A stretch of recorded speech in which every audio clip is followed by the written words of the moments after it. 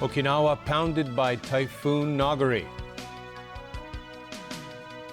Shinzo Abe in Australia to build a partnership. And renewed concerns about the local property market.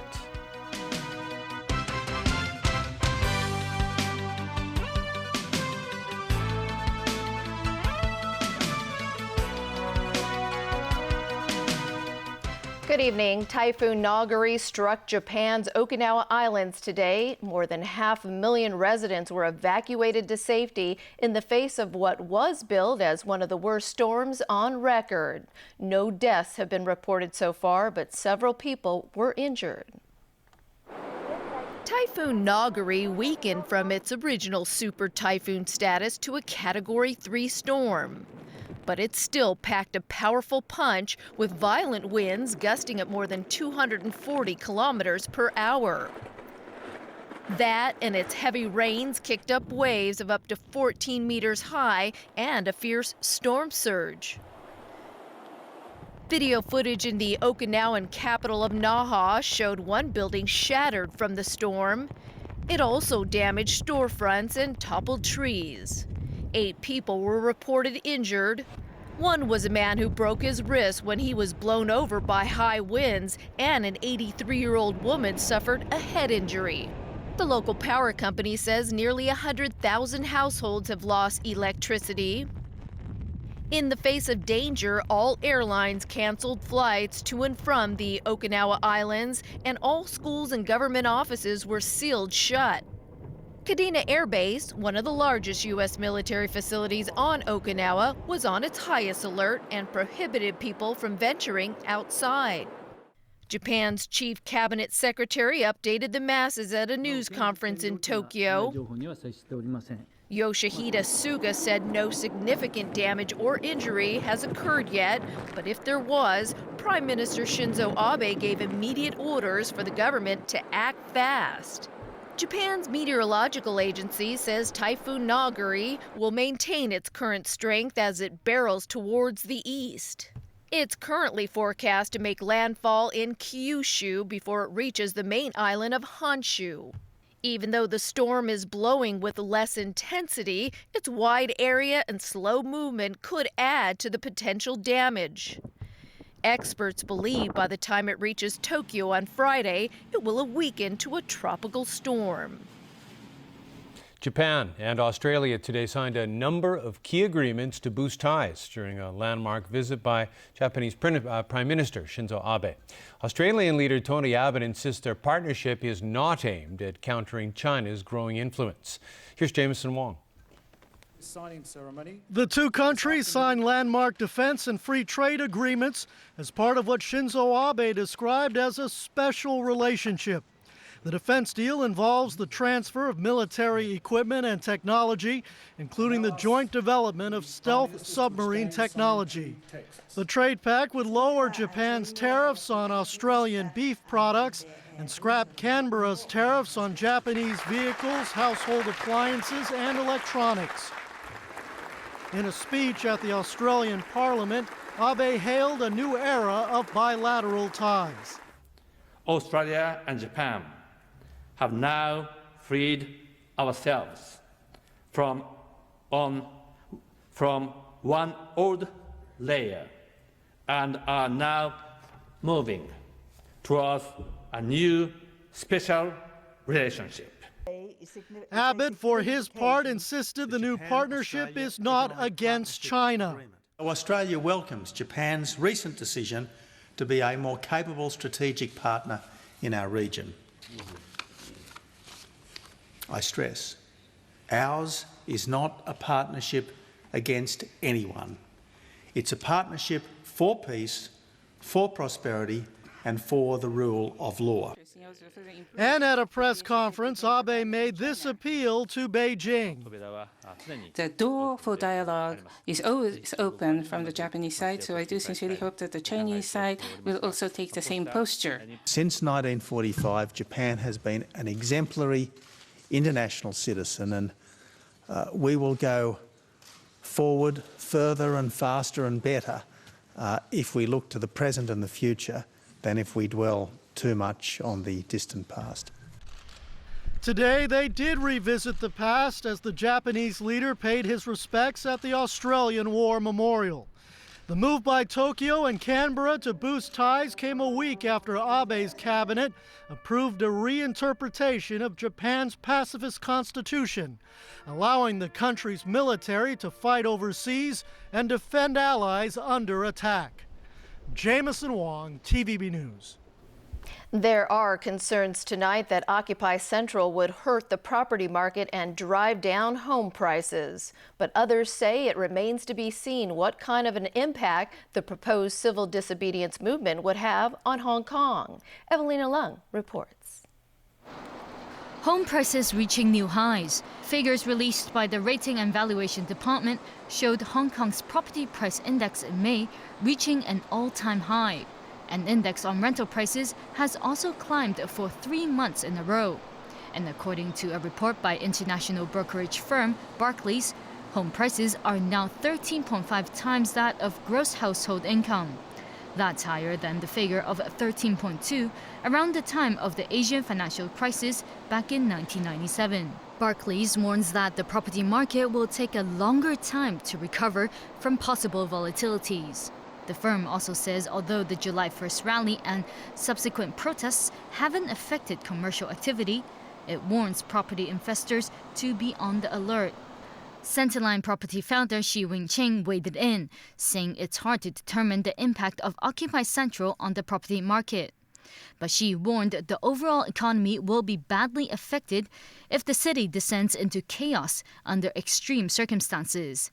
Jones Lang LaSalle, on the other hand, played down concerns about Occupy Central.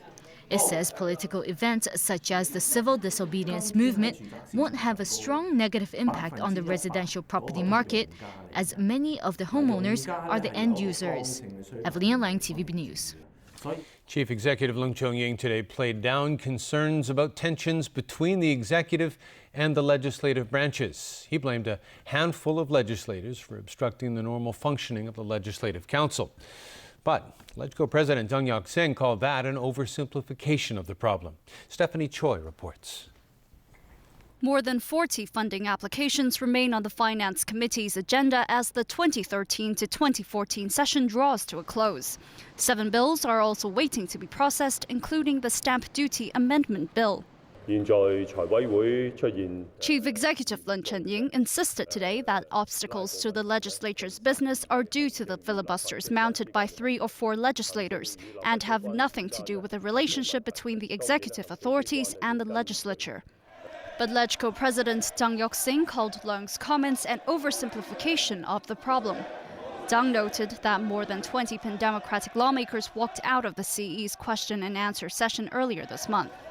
He said the public would not accept this as normal executive-legislative relations. It was really due to the efforts of a very few members in the council that the council's business has been obstructed. Then perhaps it would be relatively easy for the council to resolve the problem.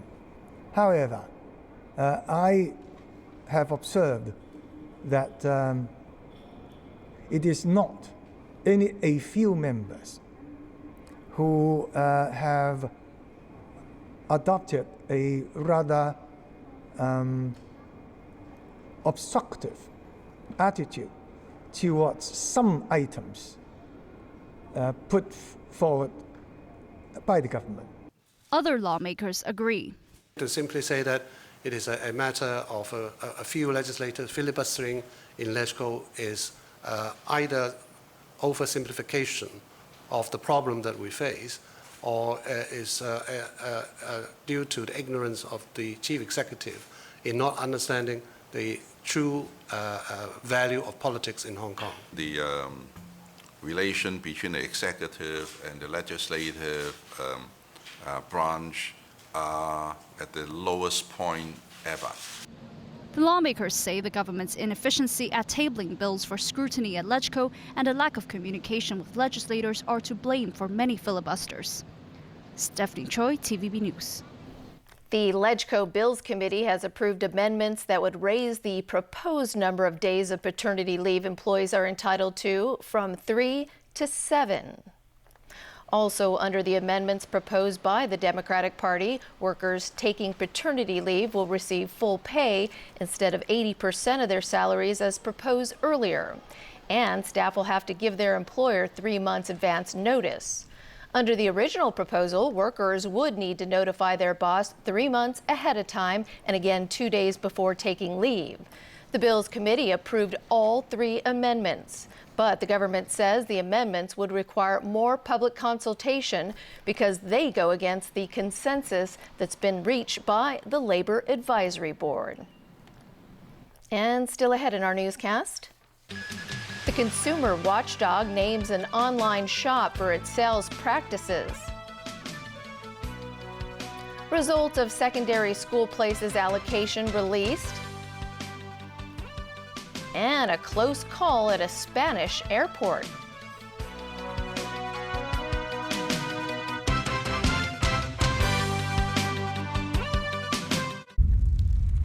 Everyone, please stop what you're doing and listen.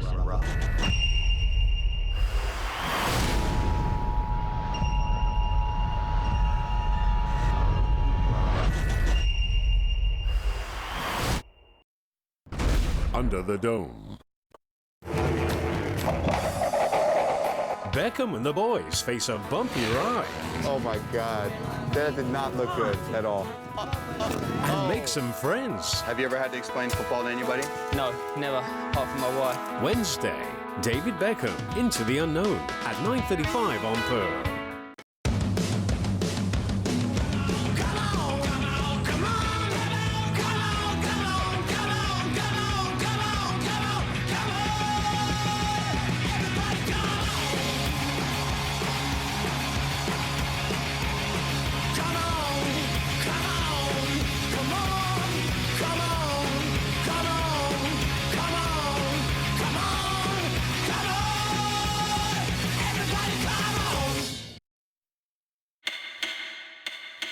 Why? Why are you hiding? Prolonged drug abuse causes more harm. Stop putting it off. Seek help now. There is a way, as long as you want to quit. Call 186-186 or message us. Many people and organizations can help. Don't hide yourself. Seek help now. Stand firm. Knock drugs out. The World Cup semi-finals are here, and it's the Europeans versus the South Americans. Later tonight at 3:30, Brazil take on Germany next, but this time without Neymar. Tomorrow late night at 3:30. Looking good so far. The Netherlands will go up against Argentina. The World Cup on TVB.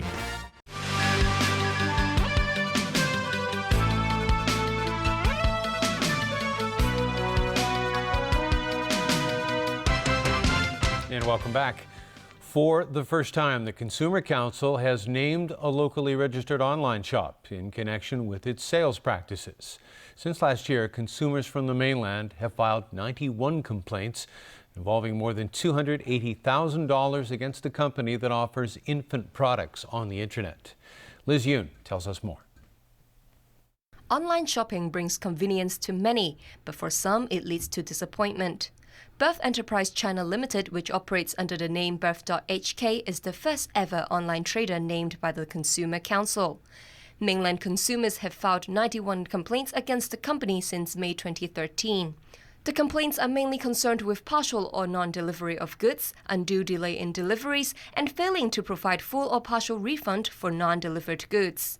In one case, a woman ordered 36 cans of milk powder in June last year and paid $8,600, and the trader promised to deliver the goods in 2 to 3 weeks. But as of today, she has received only 2 cans of milk powder. Now that her son no longer takes the milk, she has requested a refund, but that has been ignored by the trader. Among the 91 complaints, half of them involve popular brands of milk formula from New Zealand.